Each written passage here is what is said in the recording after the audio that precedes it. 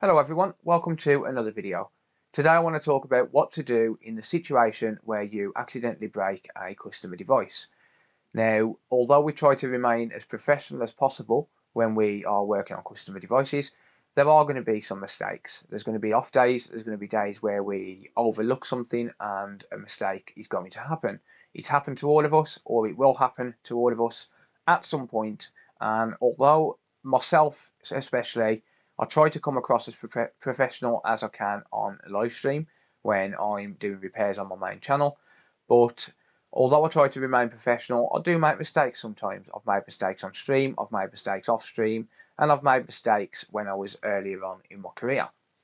Now, what it comes down to ultimately is who is responsible for those mistakes, and there is only one answer for that, and that is you. If you are in charge of someone's device, if someone has left their device in your care, then you are ultimately responsible for what happens to that device until it gets back to the customer or until it gets back to the rightful owner. Now, what should happen is we should try and take as much care as we possibly can, and we should always try and keep it in a safe storage location. So for example, as you can see behind me, I've got a storage area here. This is the one for my donor parts and things. But when these are in storage, they're not kept in the workshop because this is in a garden shed. They're actually kept in my house where they're nice and secure. It's not damp and nothing's going to happen to them while they are in my care. But when it gets onto the workbench, that's a completely different story. For example, last night I was working on this iPad mini. One of the jobs that I had to do to this iPad mini was to change the front glass or the digitizer. So here I still have the old front glass here, and there was two scenarios what happened last night. Number one was that I cut my finger. Now, cutting your finger is a massive issue when you're working on a customer device, especially if the blood goes onto the customer's device. Make sure that you clean that device fully.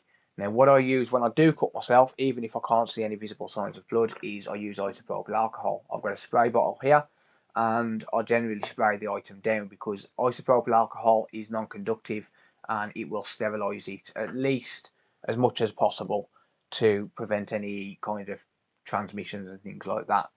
The second thing was, while I was disassembling the device, I was trying to take the screen out so as I could get to the ribbons on the digitizer, and I thought that I'd broken one of the ribbons. I thought that I'd accidentally sliced through one of the ribbons, because when we're trying to get the LCD and things out, we have to slice around the screen. Now, this obviously has been put back together and it's fully working, as you can see just here. But what I was fully expecting to do was to have to pay for the LCD. I did genuinely think that I'd damaged the LCD. It's been a while since I worked on a iPad mini, or in fact any LCD in particular. The last LCD I did was about 6 months ago, and that was on my own phone when my son accidentally broke my phone. And other than that, the last time I did an LCD apart from that was when I was working for a shop. I don't generally do LCD repairs, so I was trying to be careful. I was trying to be as careful as I can because I am out of practice with LCDs. They're not difficult, but they are quite fragile components. And one of the things that I was doing was I was slicing around it with a blade, and that's how I cut myself. And then I also thought that I damaged a ribbon. It turned out I didn't, but what I was fully expecting to do was to replace that LCD, and that is ultimately what it boils down to. Who is responsible? And of course the answer is you. If you've got this device in your care, you should take full responsibility if you do damage it. I did watch a video on YouTube a few days ago, I'm not going to mention names, but I did watch a video a few days ago where someone tore some traces on a particular device and basically said that it wasn't their problem. Now, it is their problem, and that is ultimately the bottom line. It is our problem if we damage that device. The customer didn't send it to us in that condition. The customer doesn't expect to receive it back in that condition. Now, yes, this is going to basically eat into our profits a little bit. It might even cause us to take a loss on the device in particular. That's business. That is business. Sometimes we have to take a loss. All we have to do is basically just take the loss, forget about it, move on to the next one. Try and be a bit more careful in the future. That's it.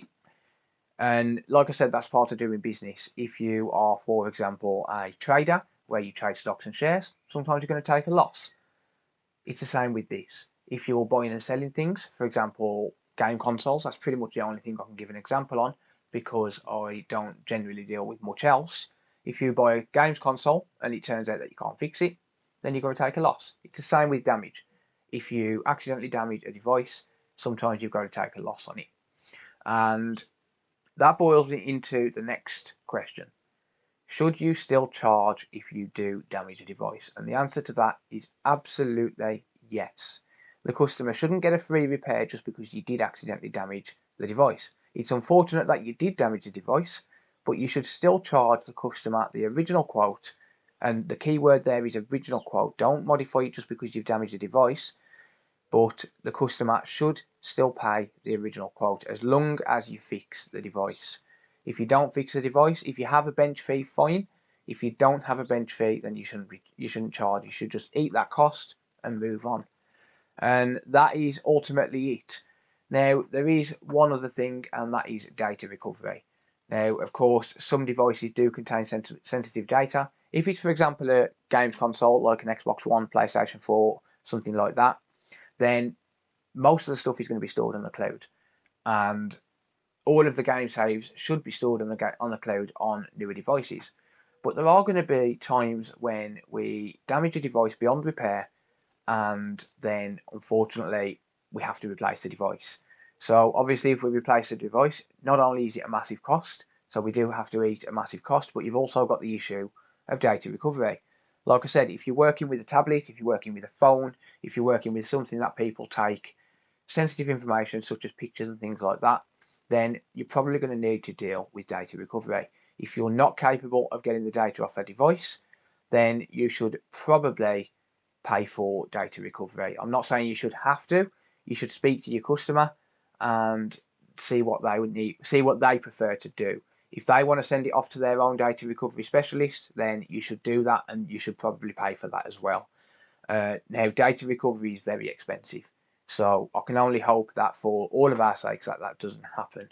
This is why I generally choose to work on consoles. They're a lot safer to work on because there's no real sensitive data on a console. All there is on a console is a few hundred hours of gameplay, and that can usually be downloaded. So generally, working on consoles is relatively safe in my opinion, but if you're working on phones and stuff, then there is going to be sensitive information.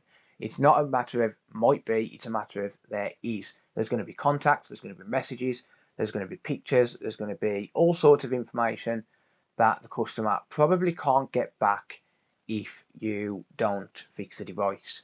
So you should probably pay a data recovery specialist. The one way that you can offset this is to attempt to do a backup first. So let's say, for example, you've got an iPad and you have a damaged LCD. If you can still see that screen, if you can still enter a passcode, if you can still access it on the computer, take a backup. Cover yourself. Make sure that you don't put yourself in that situation, because ultimately if you do, then you are exposed to high repair costs or high compensation costs if the worst was to happen.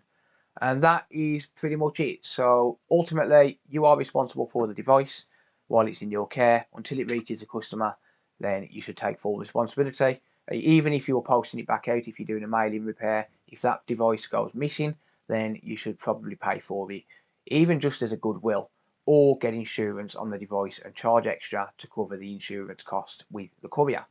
But that's ultimately it. You're responsible. You should pay for the device, or you should fix the device if you're able to. If you're not able to fix the device, you could always send it to someone who might be able to.